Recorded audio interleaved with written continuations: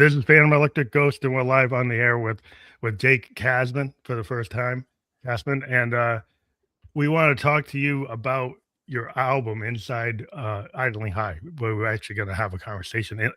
Idling High is the new record, right? It is. Thanks so much for having me. And we want to give people a little background. They've been on the air since 2016. We did start talking to singer-songwriters. This is going back to our roots of talking to emerging singer-songwriters, indie singer-songwriters. It's something we always thought that we should give a platform to these creative voices that are in that space. And so it's a treat for us to talk to songwriters. So we're really happy to talk to you today. And I want to let people know that we're live on LinkedIn, YouTube, and Kick, and we'll be on other channels, all the channels that you can watch podcasts or listen to them. But one thing I ask every guest before I get really deep into your story is pretty much one of the things I always want to know is what motivates you and why do you do what you do? Oh man. I think music has always been how I try and make sense of the world, make sense of what I'm feeling.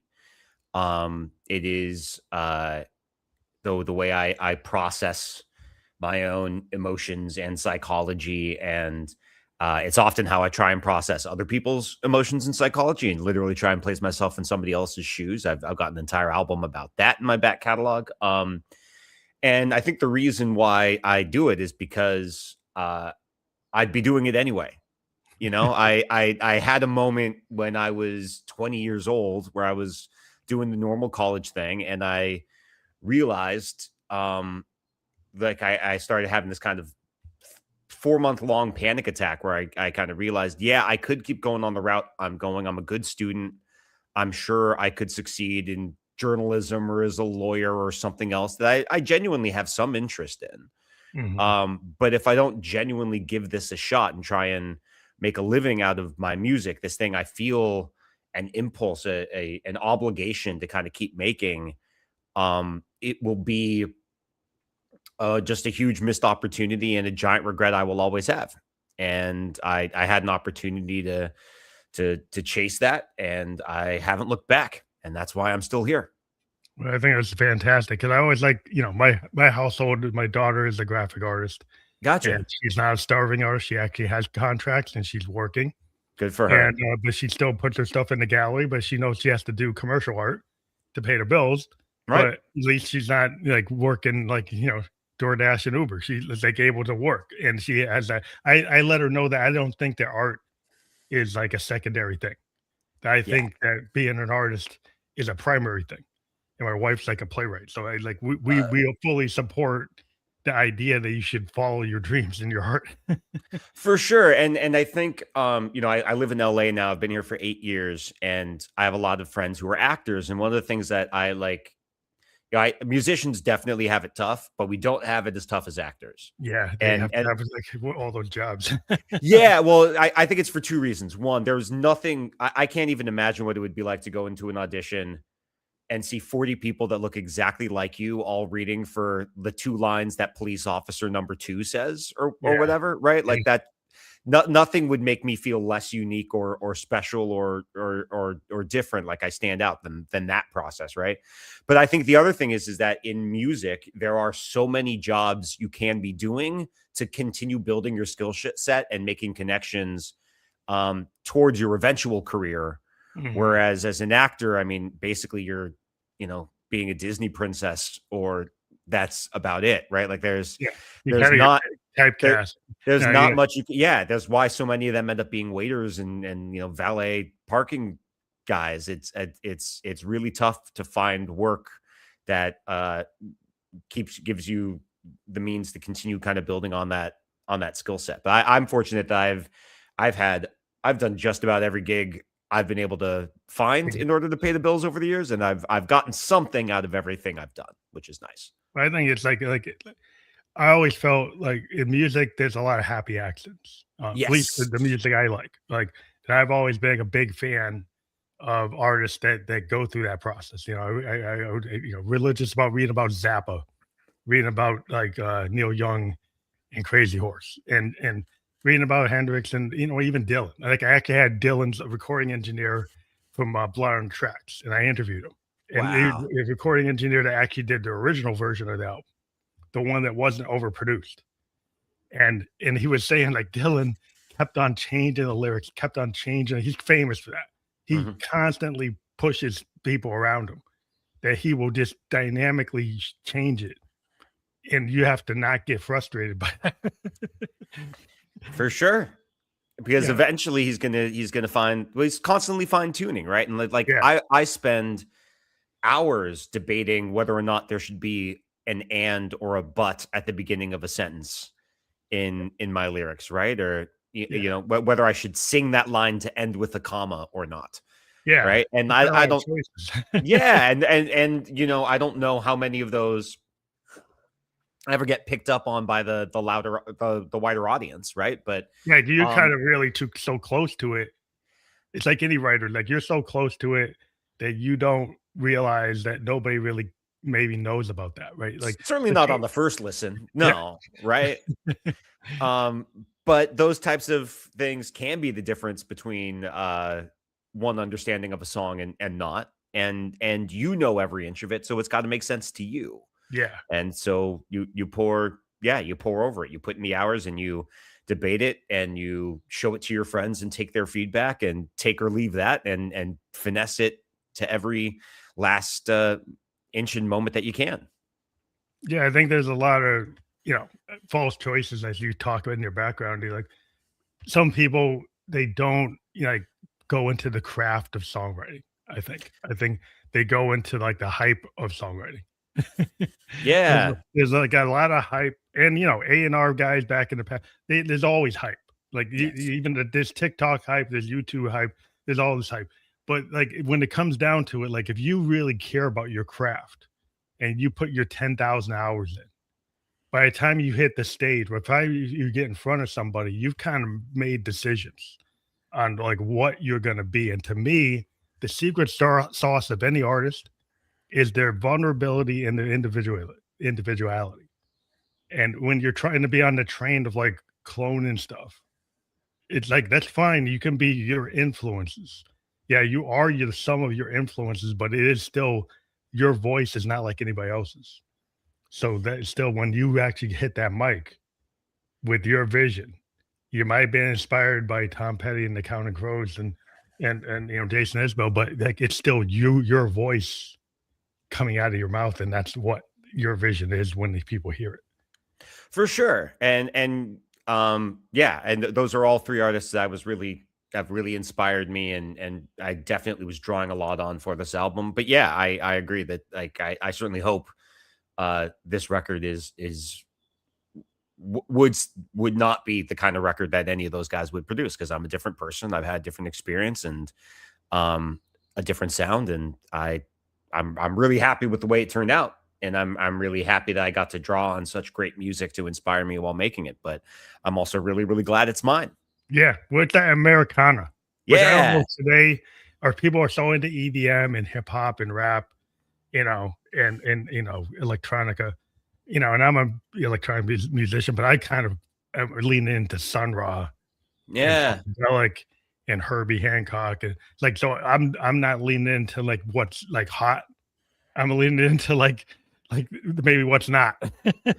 So I do think there's some hotness there. Like I've got a whole theory that like, I grew up an alternative rock kid. I loved Green Day and Weezer and mhm, bands like that. And then I remember being in college and being at parties when I first heard dubstep mhm. and being like, okay, the guitar can't be the loudest, weirdest, most obnoxious instrument anymore. The computer There's has it beat. yeah, It's yeah. Well, the and 808's gotta be the 909 and so yeah, there's just more you can do in the box and on the computer than you can do with a guitar amp now. And I think the reason why a lot of the people who used to listen to those rock bands have kind of even some of those artists who kind of were in those bands have gone in this folkier Americana, more organic direction is because they've realized they can't compete with that music on that level yeah, anymore. you gotta go into what you know. Like if you can lean into I think the vulnerability of Americana has always been like, I like Bob Dylan and the band. Yeah. I listen to the basement tapes, like the full 8-hour, 10-hour Oh version. man, yeah, So I mean, that's to me like that and the band, like watching the last waltz. You know, I just sit there watching Scorsese and the last waltz with the Bobby and those guys. Like that to me is like why Counting Crows is like what they are. Because it seems yeah, like they were living on that, and like Alex Chilton and Big Star, you know, but they were probably living of on a course. combination of all of that. But it's still to me, it's like it's that it's that vulnerability that you know in the age of the 70s, you know, get Joni Mitchell and Neil Young, the singer-songwriter age, Carole King, you know, the tapestries, like that stuff to me, 'cause I'm a child of the 70s, and that craft that came out of those songwriters because they hit you hard with something that was really they're telling like a really vulnerable part of their life and they put it into song and you feel it. And I think that to me is like that's always going to give you an edge. If you can't play with the electronica, you can't play with the samples and the MPCs and all the other stuff. Like if you're not into all that, and those kids are like wiping you out in Yeah, terms of what they can do, is like okay, let's lean into what I can do. for sure. Well, and I'll tell you, like, so I teach music production and recording and songwriting to high schoolers by day, and they wipe me out. They they all, often there is a kid who comes in and knows more about how to use those programs than I do. Yeah, Um, so yeah, they are digital natives in many ways. Can they save a file on a computer and then find it later? Maybe not, maybe. but they definitely learn how to make music in that Yeah, it's a medium much more different. It's quickly a than I different. ever did. Yeah, it's a different. Like you have these non-traditional input methods, like you know, if you have Yeah, MPCs with pads and they're using DAWs. They it's like the entrance level. Like, you know, if you were like once you got introduced to hip hop, people got introduced to 808s and yeah, 909s and CR78s, then he's like, I don't have to be as great as those Motown drummers. I don't yeah, have that those chops, right? I can actually create a beat and I don't need to find a guy like that, right? And that's kind of like sad because having guys like that is still important to me. But like, yes, okay, fine, you can do it in your bedroom, but, like, yeah. eventually, when these hip hop guys, when they get big, they actually go find a real drummer when they go on stage. And, oh, for sure. And hip hop with a live band is so much more enjoyable than just an MC with a DJ, right? Yeah, Like it's yeah. just a completely different Yeah, experience. they find out that, yeah, you have to go back to that. Yeah, exactly. I actually there's a track on this album called Anna, I'm Not Interesting. That that was one of our favorites in studio. For many reasons, but one of which is that it's one I it's really folky. It's one of the first songs I've ever written as I'm primarily a piano player, but wrote it kind of finger picking on guitar, but we combined it with pedal steel and 808s. And Mhm. it's got a really unique sound and feel as a Oh, result. And this one here. yeah, this one. Hey, you want me to play it for a Let's second? go for it. Let's take a listen. Let's try it. Make sure it's not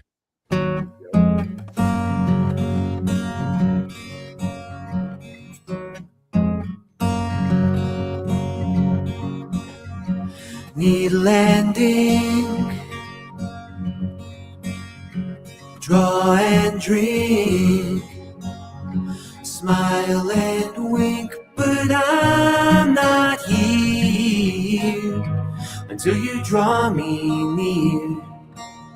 Skin on skin,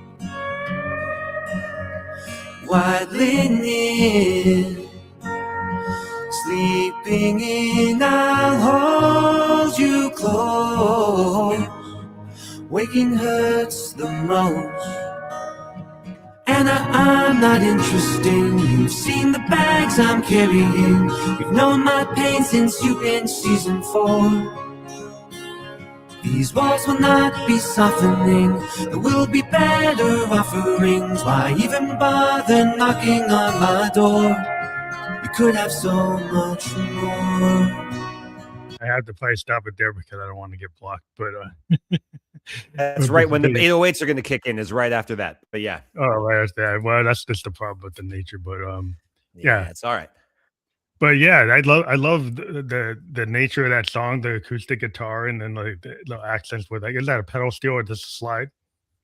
Pedal steel. We yeah. actually have 2 simultaneous pedal steel solos happening later on in that song as well. Yeah, it's just a very, very cool sounding, We definitely the actually most unique sound on the record. what I like about is, like, you're actually telling the story, like, and Yeah. that's kind of rare today that people don't take the time to actually, like, dive into a song. Like, you dive into a novel, and you're sitting there reading the novel, and you have the patience that you're not being distracted, right? But today with music, a lot of times people use music, and it's not the primary thing they're into. Like, I was a kid listening to vinyl, listening to Zepp in the basement, right? And now I think a lot of kids, if they listen to our album, they're like, they got a PS4 and Xbox, they got their TikTok, they got all this other stuff going on. And so, are they actually listening to the song? Yes. Yeah, one thing I found with my students that I find really interesting, and I'm actually working with a couple of professors to maybe do some academic research on this and try and formalize this, is that I find kids these days actually have a much, much broader musical knowledge than I did at their age. They're much more aware of a lot more genres and a lot more artists overall. Excuse me. But they don't listen to the full album, right? So they know 2 or 3 songs by just about everybody in a way that's very cool. But unless they end up in one of my classes usually, and they're kind of self-selecting as the musicians, they're not people that usually put on the entire record, let alone put on the headphones, lay back on the bed, close their eyes, and just listen to the whole record for the hour, right? Like, yeah, I think the problem I have with that is it's like the cliff notes, yeah, right, to a novel. Like, if you read the cliff notes to Moby Dick, you don't really know Moby Dick. that is And true. if you only listen to 1 or 2 songs from an artist, you don't know that artist. No, you do not. And I think what I find really interesting, you see all these YouTube people, like, doing these album reactions, and it's like they actually really, I don't know if they're telling the truth. They act like they don't know who the artist is. Right. And they're so surprised when they go into the deeper tracks on albums, when they fully listen to albums, and they're shocked that single doesn't represent everything that the artist is. Well, that's no big surprise, because the single is designed to kind of capture the chart. Right. But the deeper tracks are supposed to capture your heart. Yeah. You know? Absolutely. So I don't know if it's people are just hearing like the hit. They're missing a lot of who that person is as an artist, in my opinion. I totally hear that. And I totally hear your point about story. I do think it's funny, like I do think there are actually a lot of kind of pop songstresses like Chappell Rowan or Olivia Rodrigo, Taylor Swift before them, who are actually kind of bringing that story back into chart-topping music in some fun ways. And like I said, I do think there is some real, I mean, obviously there's a long story tradition in hip hop. And I think, and like I'm somebody who grew up incredibly skeptical of country music. What type of country? Oh, all of it. All of it? But I think I mean, I never really listened to that. It just wasn't in my house. But I think I, like many people, and this is increasingly true. I think this is true of anybody, whether it be Nickelback or anybody. I think people generalize about those artists because they don't like the people who listen to them. Yeah, I think that's scary people who it's very scary, right? I think the really interesting thing, my grandpa was a coal miner.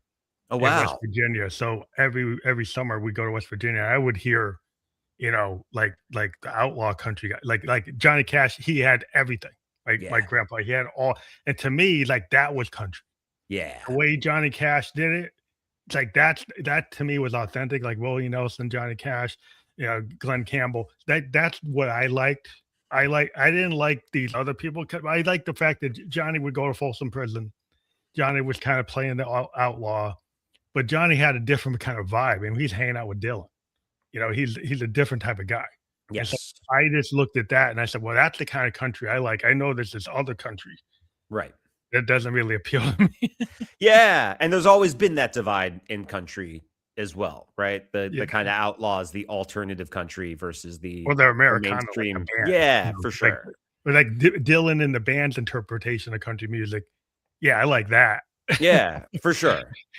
Yeah.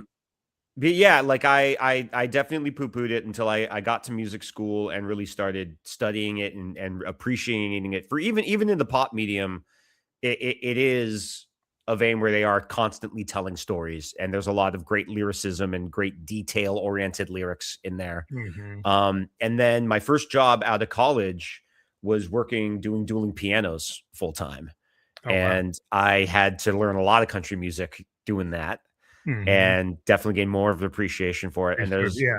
So that yeah, I it- guess it's really interesting to actually go into something that you weren't really keen on, yeah, and then like, okay, like let's dive into a little bit. yeah. Well, because I mean, there's just nothing that sounds like a pedal steel, right? There's just Yeah. that is such a gorgeous sound, and I've had it on uh all both of my last two albums because it sound Has an is effect. just that good. It Yeah, it it's just just makes a different. mood. Yeah, like I love listening to, like, anytime you listen to, like, kinda atmospheric country, like even Jason Isbell, it's a good example. Yeah. Or even the drive-by truckers, kinda like they're kinda outlaw stuff. But Elias, like, if I listen to, like, Neil Young, Mhm. like, and the way they can his Canadian, kinda grandfather of punk, but also able to do, like, Nashville level stuff when he wants to. Absolutely. Yeah. Like, he can go and get his voice perfect to be with Crosby, Still, Nash& and Young. He Yes. can do that, and then he can go off and go into the ditch and do the Ditch trilogy and go, Tonight's the Night and, On the Beach, and Mhm. Time Fades Away, and he's like, hey, he's like the godfather of punk. He's the godfather of grunge. Like, Yeah. he goes, like, both ways in terms of that dynamic is, like, that's pretty weird. Now, most people don't go that far in their capability. They don't stray into punk if they were playing Nashville. For sure. No, he's yeah, I mean, he in particular has always been I mean, literal tinkerer, right? He is somebody who is building things in his garage and literally, I mean, he's experimented with metal Yeah. and stuff at different points. Yeah. It's just as a teacher, that's interesting because, when you're a teacher or producer, the way you, like, approach music as, like a mentor, Yeah. um, in that relationship with young people today, when you're teaching them about music, like, it sounded like you said you found that they were only listening to the singles. Did you try to get them to be more wide in their, like, expansive nature of, understanding music? Yeah, I think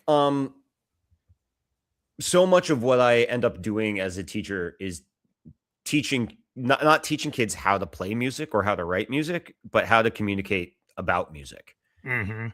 and to express to other people what is it that I like about this sound or this song, and how can I explain it to somebody else, or what do I want somebody else to do while playing on this song? Like how can I do this in a way that somebody else can understand my idea, and so the two of us don't end up fighting each other in this practice room. Um, Yeah. which we've come close a couple of times. But yeah, so much of it is about just learning how to explain what you're feeling and give feedback and take feedback from other Mhm. people. Um, so it's yeah. So and I find my students the further into the program that they go, the more they start listening to the album, the more they start listening to the entire discography, and we give them assignments, listening presentations, listening logs they have to do every week, Mhm. where they've got to kind of do some of that deep seated exploration and some deep seated listening in order to complete the assignment and understand what it is we're talking about. Um, but at the end of the day, I'm the teacher, right? My job is to open the door. Yeah. They have to go through it. Yeah, 'cause you teach the basics, like, the thing about music, you go to, Berkeley, you go to conservatory, you learn, like, all the classical techniques, like, you get really good at technique, you understand voicing, you get all the details, right? But what happens when you get to be an artist, you start making decisions, like when Miles made the decision to go into fusion, Mhm. right? There were people that were, like, thought he was the bebop king, and it's like, "Oh, you're Judas." They treat him like Dylan. He's like, Yep. "Hey," Dylan it's like, going "What are you electric. doing?" Yeah. Yeah, what are you doing? It's like you're breaking the rules. It's like, well, that's what you do. It's like when Yeah. Hendrix was doing feedback and Eddie Kramer like let him do it. And some of the other guys said, "Oh, you can't put that on record." Yeah. So it's like when you're innovative, you start like Pink Floyd, you start playing like backward tapes, and you start layering, using the studio as a canvas, like George, with George and the lads. Yeah. I mean, I feel like half of what John Lennon wanted to do in the studio with the Beatles was just to see how much he could piss people off and still get away with. Yeah, get away Like, with it. yeah. You know, like, yeah, he was so sick of being that popular. He's like, well, let's just see how Let's see if far we can say something really inane in the how lyrics. yeah. Like we think you think I'm being like really like coming from on high, and I'm gonna give you some crazy lyrics and see if you still think it means something. I always heard the story that he wrote I Am the Walrus after getting a letter from a third grade teacher at his old primary school saying, we study your lyrics in English class. Yeah, And I he said, think let me give them a laugh and let's see them try and interpret this one. Yeah, he started You to know? do that a lot. Like Yeah, with some exactly. of this stuff. Yeah, And 'cause George like, Harrison turning up the distortion on Revolution, right? Like they're just trying to see how far they can push it. I think that's every artist's job to be. They have the bell curve and they have the outer edges of the bell curve, and a lot of artists are kind of neurodivergent, and Yeah. we kind of lean into think about Talking Heads, David Byrne, Yeah. like really good example. Like he's big now, and he was big then, but even like today is like, could he actually make the scene the way he did in 76, 75? The way he did that, if he was doing what he did then, would he actually make it too? Maybe if he was on TikTok, he could. I don't know. Well, and the other thing is, my other theory is like I genuinely believe there is more great music being made right now than there's ever been made before, because there's more access to the tools to make it and more ways to find other musicians than ever before. It's hard to discern it though. but that's the issue. And I think the greatness of the music is robbed in part because we don't get to share it with as a mass cultural experience. Yeah, we the don't way have that the we MTV, did. You don't have the radio, like the college radio. I grew up listening to like college radio guys pushing like IRS REM, Yeah. early REM, and I remember hearing that on a UMass radio station. Like a college radio, and I was like sick of the regular radio because I kept on hearing like Tom Petty every day, and I was like fine. And then on the college radio station, they're playing Who's Could Do, The Replacements, they're playing Black Flag, Oh yeah, and REM, and I'm like, what's that? Camper Van Beethoven. It's like all these bands. Like I was diving into like the indie alternative, like Bob Mould and Grant Hart. They were like my heroes. yeah. Like, I was like, yeah, that Paul Westerberg. Yes, that's what I was like. Yes, that's what I want. Yeah, no, and yes, and even like that was indie alternative, but that was still reaching audiences of millions of people. Yeah, right. Whereas now everything is either so niche or so completely monocultural. Yeah. That it's just it doesn't, though. I don't think you get the same experience out of that music because you don't get to go to high school and know that your friends were listening to the same records and get we to go talk to through them. Northampton and go see Who's Could Do, or go see Sonic Youth, and they had these little small places where kids would go see them. Right. And I'm like, hey, do they have like I was, I got to see Sonic Youth, I got to see Who's Could Do, I got to see REM before they were big in these little places. And I'm like, are the kids really seeing like bands doing that? Maybe they're seeing like DJs doing it, but it's different with a hip hop DJ or an EDM DJ versus actually seeing like an early, Michael Stipe doing early REM where you can't understand what he's saying, but you got the vibe. Or they're getting a lot, and live streams of concerts are great, but that's very different than being in the 200-person room in the basement and that's hearing it it because kids don't see that. I mean, are your students actually going out and performing and trying to do that? That's what we actually have completely redesigned our curriculum at my school this year to kind of let kids specialize a little bit more and encourage them to do some more of that. So yeah, because I think that's starting cool. next year. Yeah, That's Absolutely. core to really getting like out there, because you talk about, you did a lot of performing, you did a lot of thousands of gigs. Oh yeah. And I'm like, are the young people going to have an opportunity to do thousands of gigs? I mean, well, again, that's one of the things. The opportunities are always going to be there. I firmly believe that. There's always, I busked. I did wedding band full time. I did dueling pianos full time. I have played piano for improv and sketch comedy shows. I've done it all. I've written musical theater and played for musical theater, performed musical theater. I've the number of different types of shows I've done over the years is staggering even to me. Just to be able to be out there doing it. Yeah, because I didn't want to do a different day job than what I wanted to be able to do. And dueling pianos, I had to memorize 100 songs in order to become a full-time player. And then you have to keep learning songs and be able to look up songs on the spot on a laptop and be able to play them even if you've just heard them before. Yeah. Or maybe just pull out your headphones, give it a listen to once or twice, and like then play by ear. Just be able to fake it. And but that's also an incredible way to get to know a lot of different genres and the strengths of some of the great songwriters of all time, and learn. There's a song on this record called October Burning that is directly inspired by a dueling piano show I played, where somebody played Amarillo by Morning by George Strait. My partner played a classical country song. I'd never heard it before, and I became obsessed with it and wanted to write something that sounded like it. So that's October Burning? That's the one.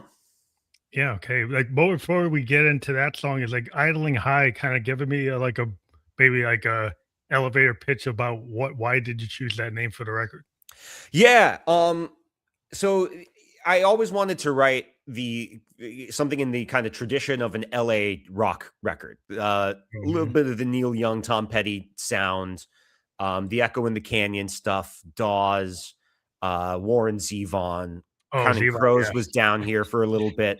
There's a little Americana country curiousness to that stuff. It's a folk rock sound. So I knew I wanted to write about that. Before I moved to LA, I was shopping for my first car, and basically every car I tried had a really jumpy gas pedal. And it was idling high. It was idling high, and I'd never heard that term before until a dealer told me that, because the car I ended up buying was the first car I bought that didn't lurch forward just when I barely touched the gas pedal. And that car lasted 6 years. It did just fine. I think my dad's Valiant, like his Plymouth Valiant, used to idle high. Yeah, but so that felt like a kind of triple entendre, because that's the feeling you get in LA traffic. That's the feeling that a creative career or creative life can feel like, a lot of stopping and starting and unexpected lurches forward. But idling high, when I'm anxious, I definitely spend a little too much time smoking weed and sitting on my behind. And so double meaning. Oh, triple meaning, man. Triple meaning, this definitely means a lot of things on a lot of levels to me. That's cool. I like it when people do that, because then you have multiple meanings. But we'll get into October Burning. Like, cue Sounds that good. Up. And here we go.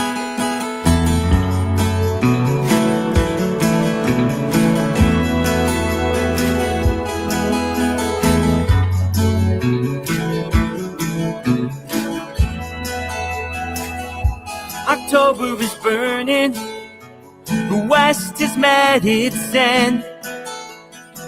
She's made all the connections, but could really use a friend.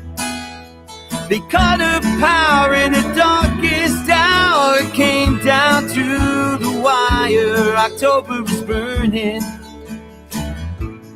and she's learning to live with fire.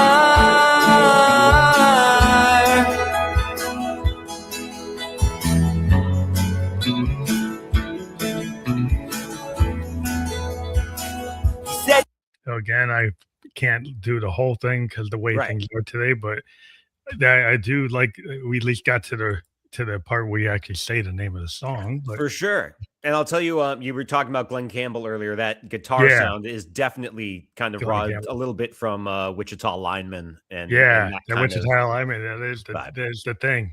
That's Yeah. well, that's cool having that that encyclopedic knowledge of music. And I Yeah. think, like, when I run into a lot of musicians, like, because I'm a big, like, Sun Ra fan, and I know the whole cat. A lot of the cats I hang with, right? They know, like, all the Motown stuff. Right. Like, they know all the funkadelic stuff. So, like, if you jump in with some guy and you start doing something, they just know what to do. Because it's Right. like they just, like, you don't even have to tell them what key you're in.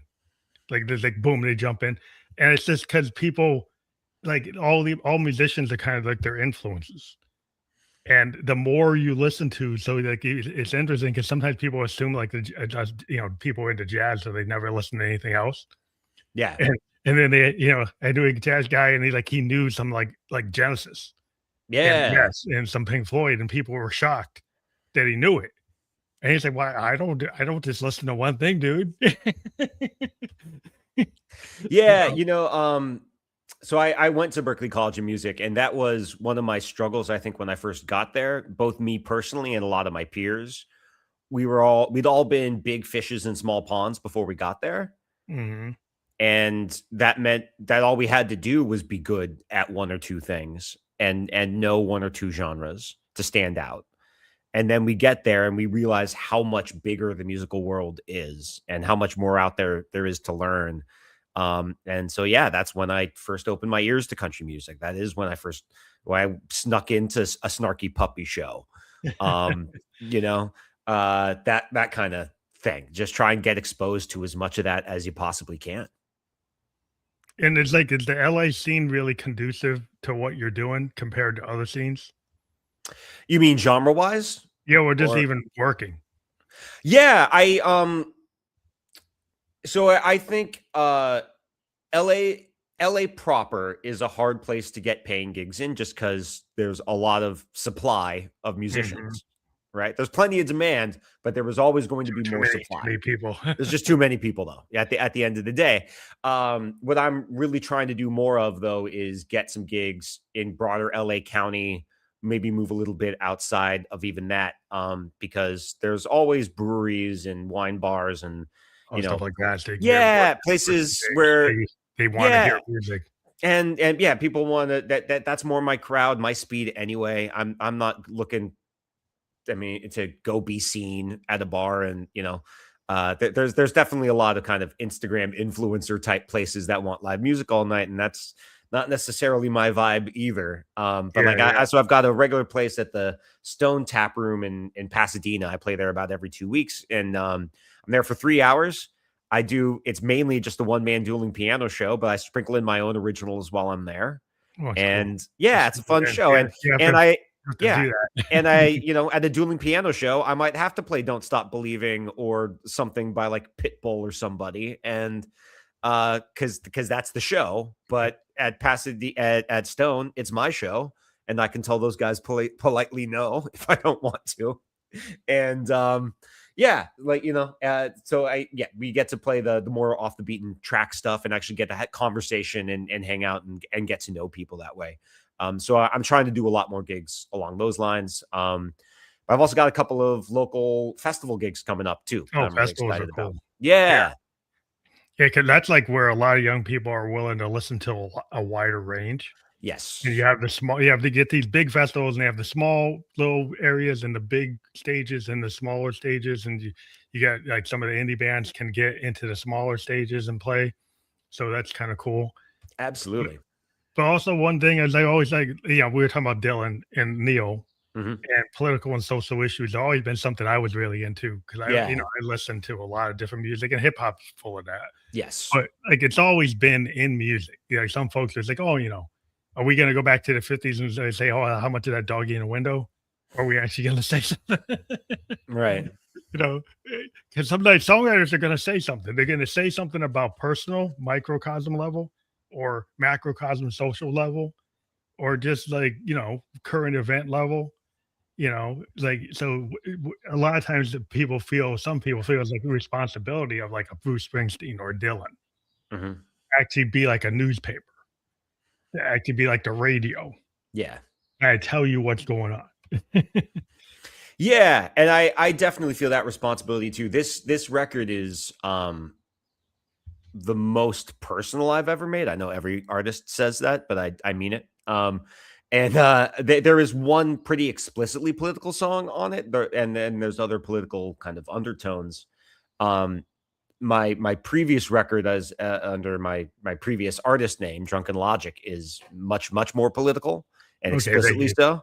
You're more in that. Yeah, I was going to ask you about that, but you jumped in on that. That's Yeah. Cool. So I plan on revisiting the politics of it all in the record I'm continuing to write right now. But yeah, I've always believed that music is political and should be, and God knows in these times we need to write about what we feel and how we're making sense of the chaos and turmoil and cruelty around us, you know?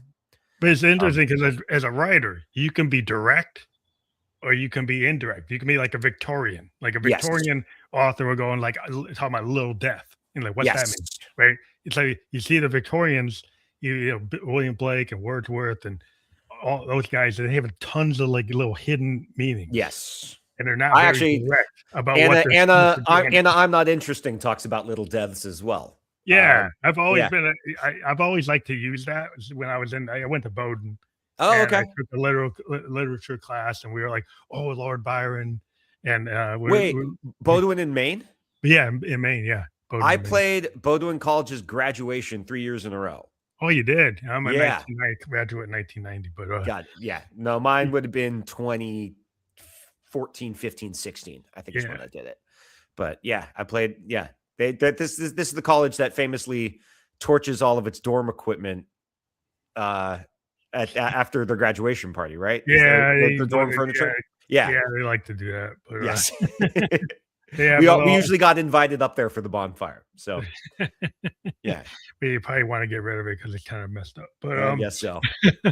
Yeah, it's just interesting. Like when you get to be a songwriter, like, are you going to directly address something, or are you going to kind of have hidden meaning? And like a progressive rock band, they're famous for having these very vague things going on. Like, especially like, you know, you listen to Peter Gabriel Genesis, and he has a lot of science fiction.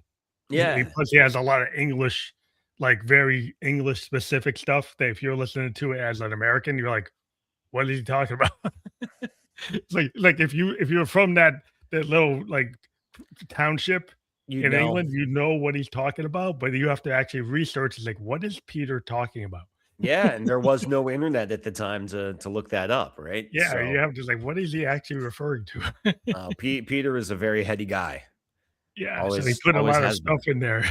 Yeah, and I mean, like I think those are kind of the two ways to it: is either make it vague and kind of ethereal so that it's open to interpretation, or you have to make the political personal as well.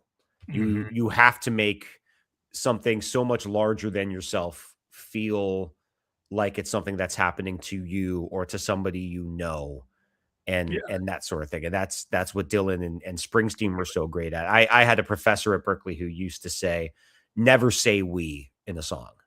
It's too easy for the audience to tune out and say, I'm not part of that we. Yeah. You got to say you. You're doing this. You're not doing this. You're not listening. You're not paying attention.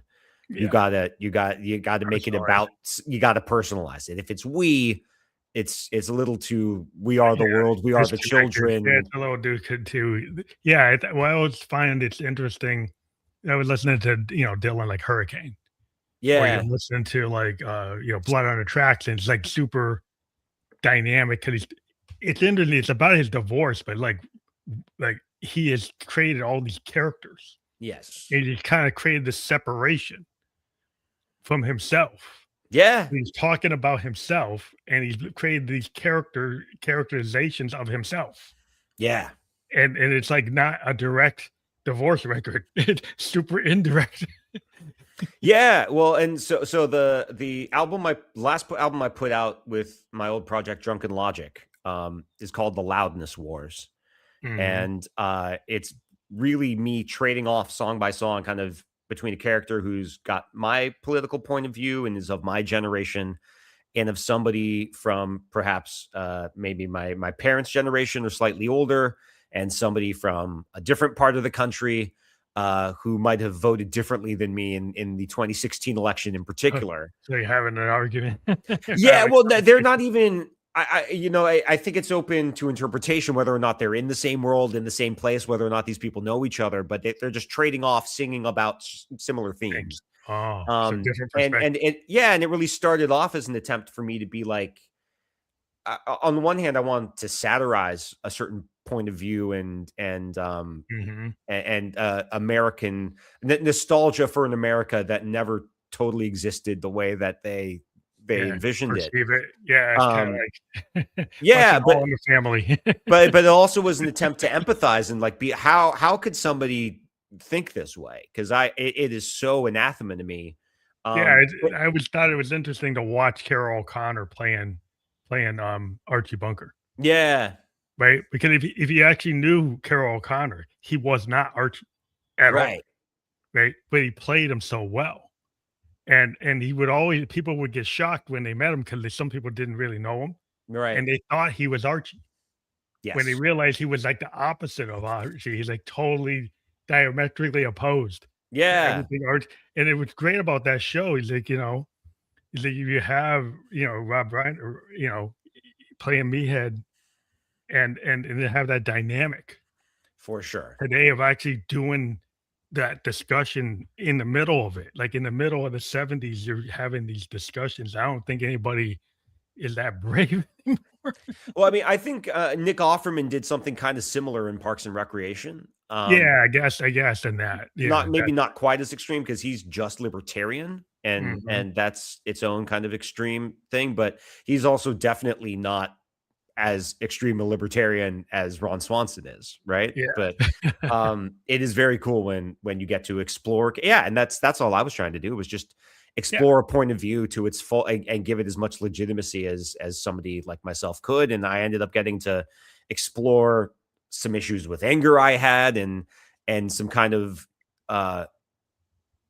if but for God go I, or whatever the saying is, kind of things with how things have turned out in my life versus how it may have for others, and what may have happened in my life that could have led me to see things the way that they had.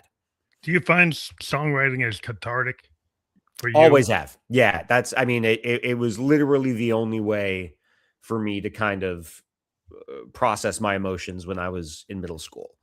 I think it's changed a little bit now that it's a job. And that there are kind of standards I tend to hold myself to. It's also different. It was much harder for it to be catharsis when I was day job. Yeah, when you're playing shows 5 nights a week for a living, do you really want to come home and keep playing piano? Yeah, it's like it's like once you become a working musician, like if you're a studio musician, yeah, you're in Studio B for 12 hours doing somebody else's song. Yeah. Are you going to have the energy to go home and write your own? For sure. And for that reason, like I've also never been the type of musician who can just spend 4 hours shedding their instrument in the practice room. Right. Like that's never grabbed me or been interesting to me. So I busked instead. I needed feedback from other people, and I needed the thought, the excitement, and the terror of screwing up in public to motivate me to learn how to get better. And so when I needed to learn how to play guitar for the first time, I was moving from Boston to Los Angeles. I booked a solo tour, playing solo shows the entire way as I was driving across the country. And I was like, better learn how to play guitar because you can't play your songs unless you do. Like that's always put yourself in the fire. I mean, that's what some folks do. Like, back in the old days, when you're a 17, 18-year-old young band, when you think about like the Who and early Beatles, like in Germany, when they were sitting there, you put them in a fire. Like if you put a band in a fire, yes, they will get better. Like if they have to go play every night to get their beer and Mhm. pizza and their sandwiches, and to pay the rent, to pay the gas for the Econoline van to get to the next gig, you're gonna learn how to do it.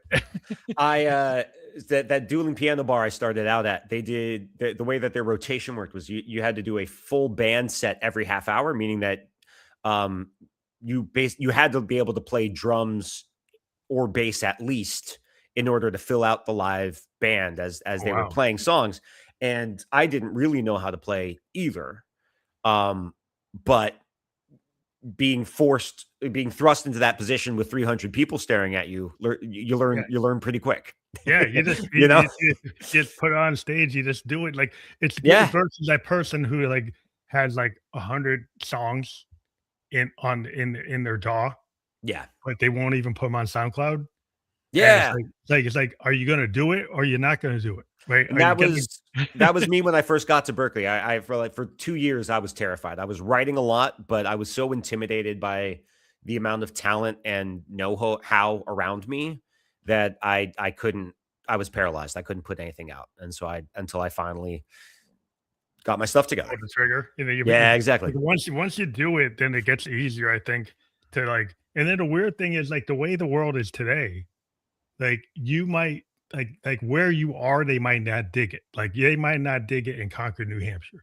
But Yeah. guess what? Somebody in, um, in actually Switzerland Yep. or in Greenland or in Latvia digs what you're doing, and it's like you have no idea until you put it out there, and you find out there's, like, these I found these, like, synth heads in Latvia, and they were digging, like, what I was doing. There you go. And I found a Latvian artist and I interviewed her, like, Waterflower, and she was like, it was really cool. It's like there was a connection. And I didn't even know anybody in Latvia ever before. But Did like once you you put it out there, then you get to talk to them. have you seen that documentary Searching for Sugar Man? Oh yeah, yeah, yeah, yeah, Yeah. That's an amazing story about just that, right? A guy who's working construction in Detroit and finds out he has this massive fan base in South Africa from 20 years ago. yeah. You never know. 'Cause you never know who's gonna dig it. Like somebody Yeah. might dig it, and somebody digs it in Korea or they dig it in Australia, and like, hey, you might have to go. And they might dig it 20 years later. They might, Yeah, yeah. It's like death. you It's just like never that. know.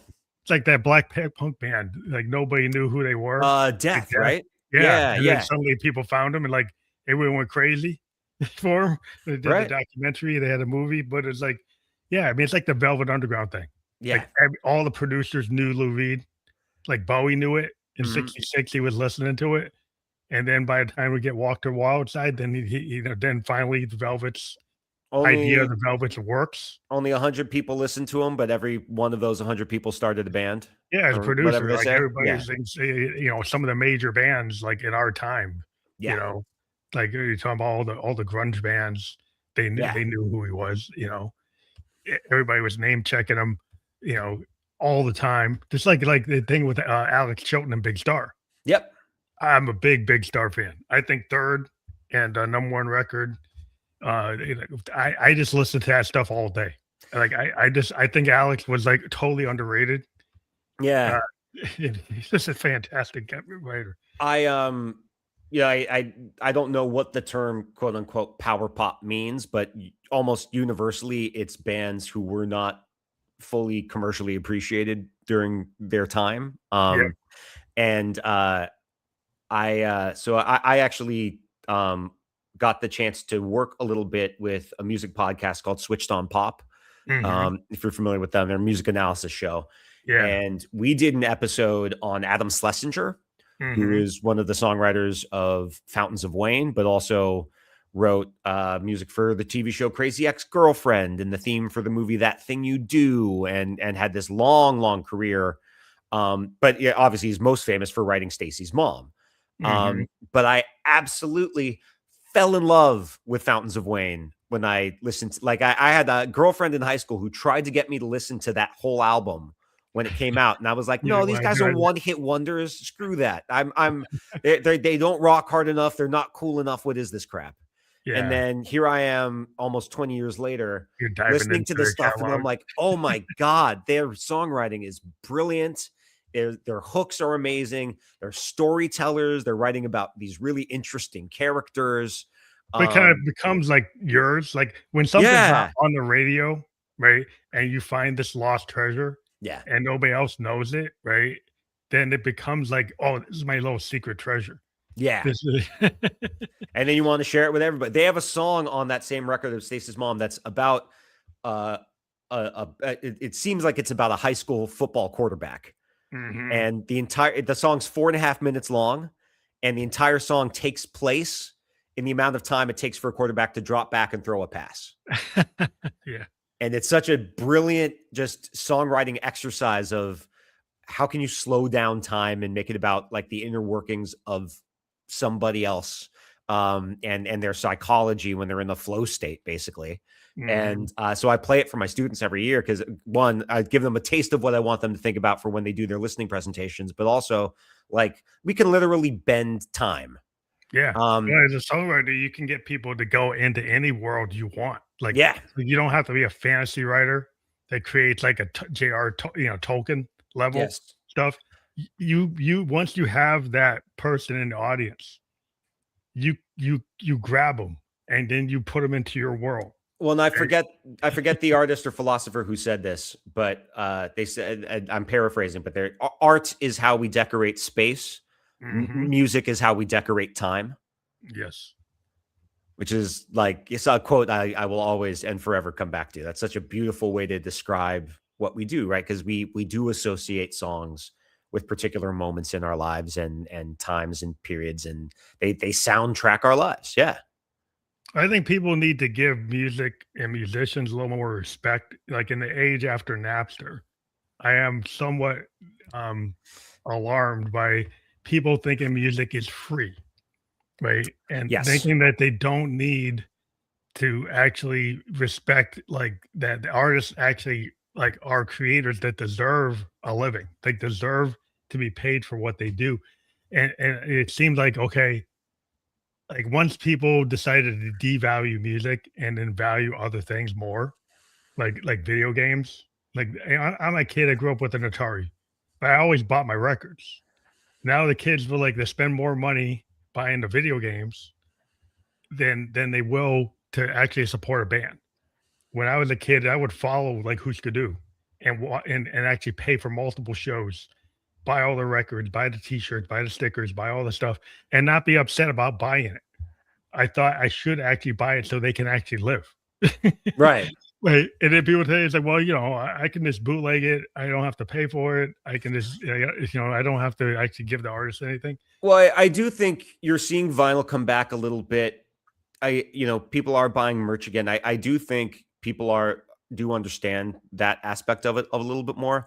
And maybe this is me being too optimistic, but there's part of me that wonders if AI may actually help with this. Oh, I think it will because it makes so much Because garbage. You won't want to buy it. You won't want to exactly, listen to it. and it will mean that like the crappy production library stuff that people have been churning out, like the kids who listen to lo-fi hip hop beats while they're studying, right? Like there's if there isn't already, there's going to be a channel that will self-generate new lo-fi hip hop beats for you to listen to while you study endlessly by the end of this year, Yeah, if not like next week. And so you can get that however you want, whenever you want. So maybe that will mean we will appreciate true artistry and separate that from background noise, from elevator music, yeah. from 'Cause that. I think if folks just use it to go jogging or to make Yeah, dinner, and they don't do like go in the basement with my friends and listen to Pink Floyd, right, Dark Side of the Moon, and we actually are sitting there like just like enamored. right.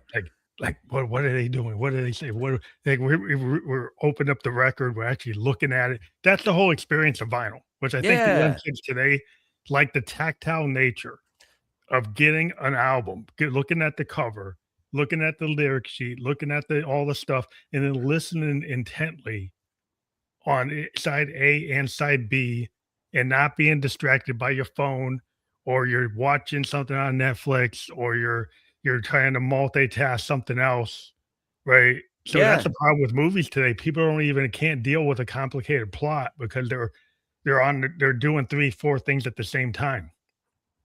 Instead of 100%. actually, like, you have to actually be in the thing that you want or into, and not be in the Yeah. 4 things you're into at once.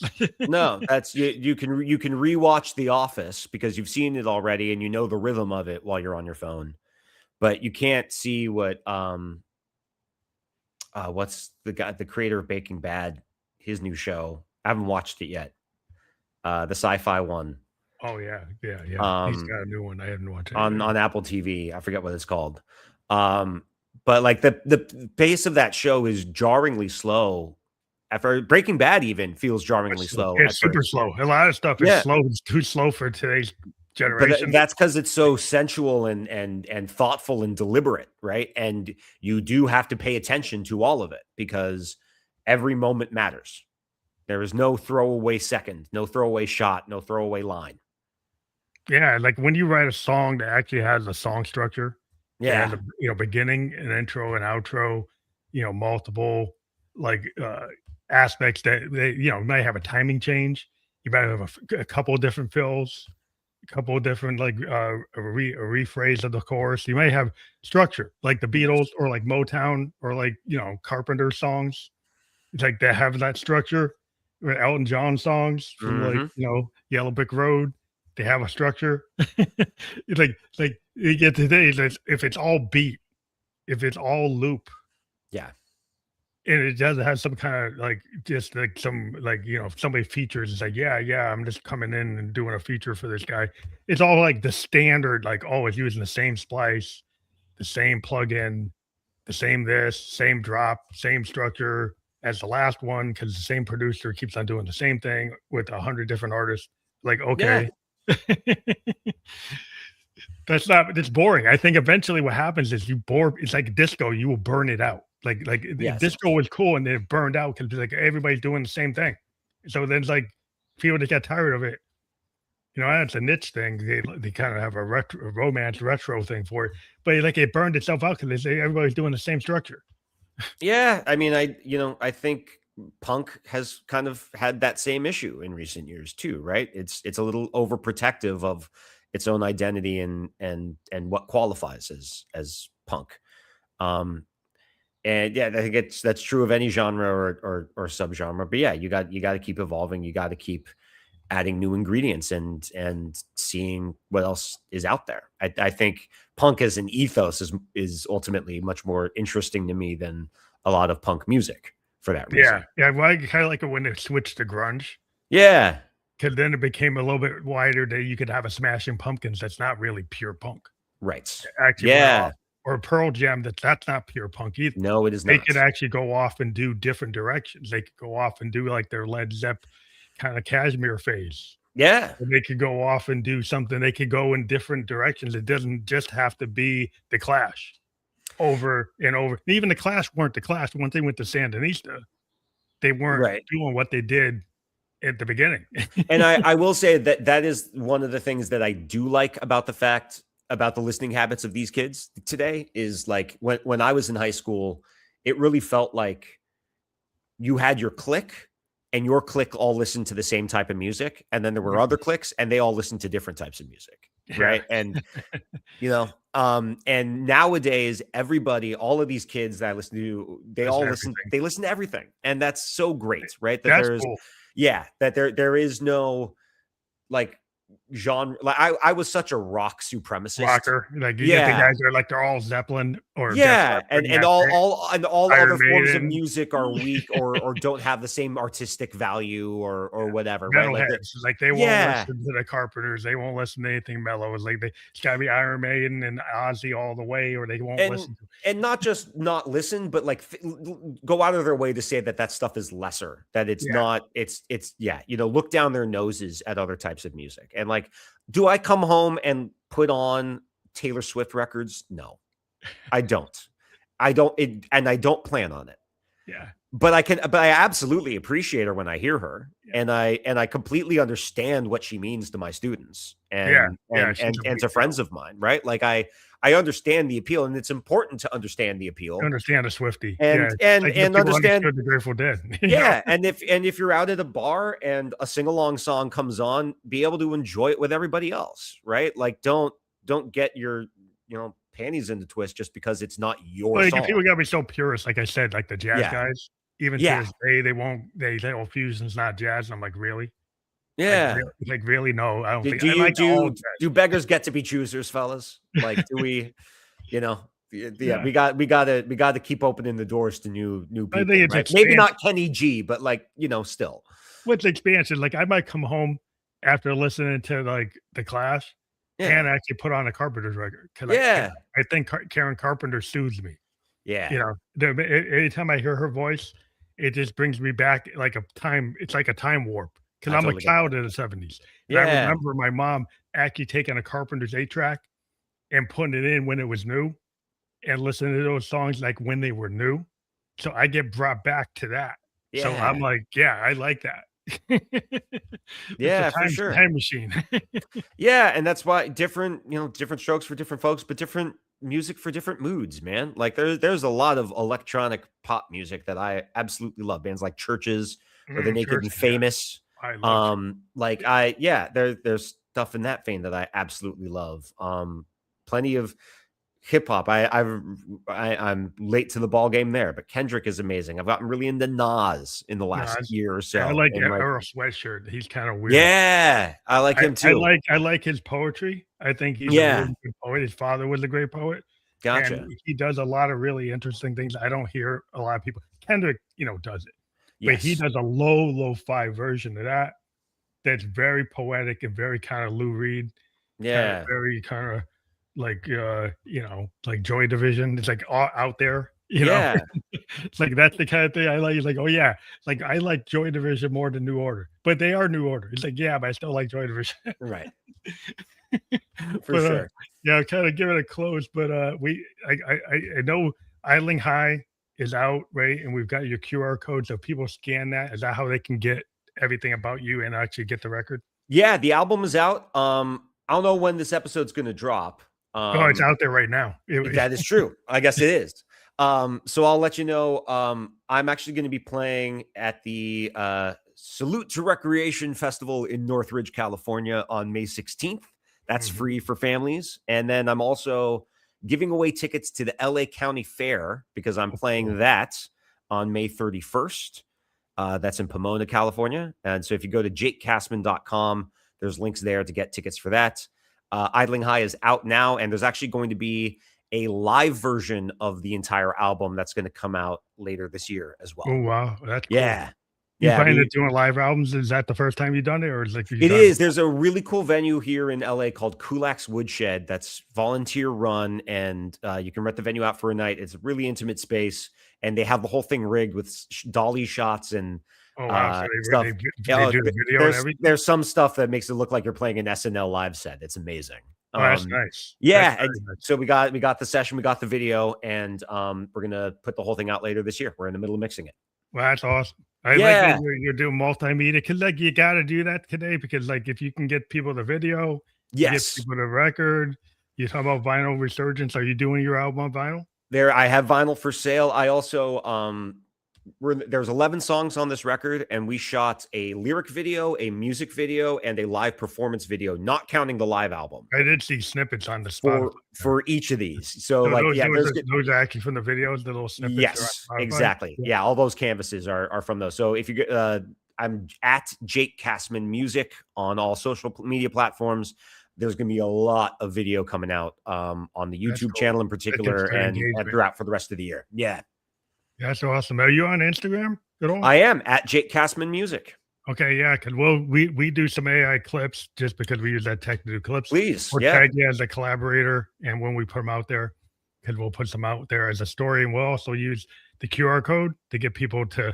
We put that on the clip, and we use a landing page that will have all the places that we can listen to. Like we've been live on LinkedIn, YouTube, and Kick. We will be on Spotify, Video Podcast, Apple Podcast, iHeartRadio, Amazon, Newsly, and a bunch of other places. And we're also on a couple other pages. So we want to get you that information. We have our webpage at fameelectricals.com. We'll have a blogger page article for you. And I want to thank you for being on a guest on the show today. Thank you so much for having me, Phantom. This has been a lot of fun. Thank you. Have a great night. Everybody go out and get Idling High, because that's like, support the artist that we talk to. Please buy the record, buy the vinyl, look for the live album, check out the videos, like them, click them, go all the way through. Like, don't just view it, commit. Thank you. All that. Thank you guys. much.